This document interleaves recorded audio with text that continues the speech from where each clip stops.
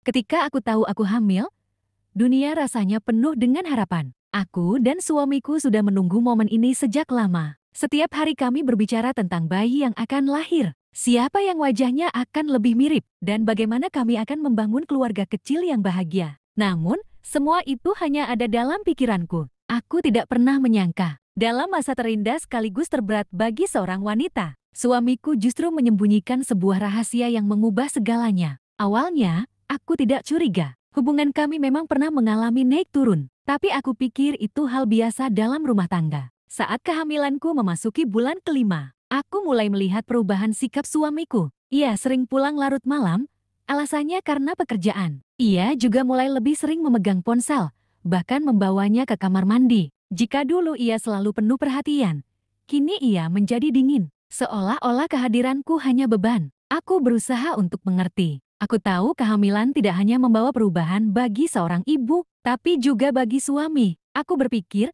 mungkin ini caranya menghadapi tekanan sebagai calon ayah. Jadi, aku memilih untuk diam, berpura-pura tidak melihat sikap anehnya. Aku mencoba fokus pada bayiku, namun ada perasaan yang tidak bisa aku abaikan. Suamiku mulai sering menghilang pada akhir pekan, dengan alasan harus bertemu teman. Aku pernah bertanya, teman siapa? Kenapa tidak pernah cerita sebelumnya? Tapi ia selalu punya jawaban yang membuatku tidak bisa membantah. Aku tidak ingin memulai pertengkaran, jadi aku menahan rasa curiga itu sendirian. Semua berubah pada suatu malam. Suamiku tertidur di sofa ruang tamu, sementara ponselnya tergeletak di meja. Aku tidak berniat untuk memeriksa, tapi sebuah notifikasi muncul. Sebuah nama wanita yang tidak pernah aku dengar sebelumnya. Entah mengapa, tanganku bergerak membuka pesan itu. Dan di sanalah aku menemukan kebenaran yang menghancurkan duniaku. Aku menemukan bukti menghancurkan, foto pernikahan rahasia suamiku. Aku terguncang, tidak bisa bernapas,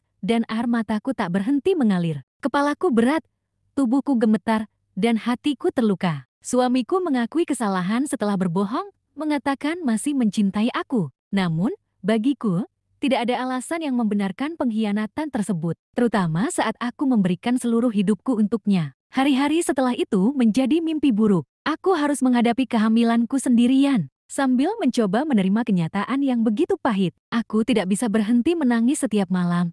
Tapi aku tahu, aku harus kuat. Aku tidak bisa membiarkan diriku hancur, karena aku punya bayi kecil yang harus aku lindungi.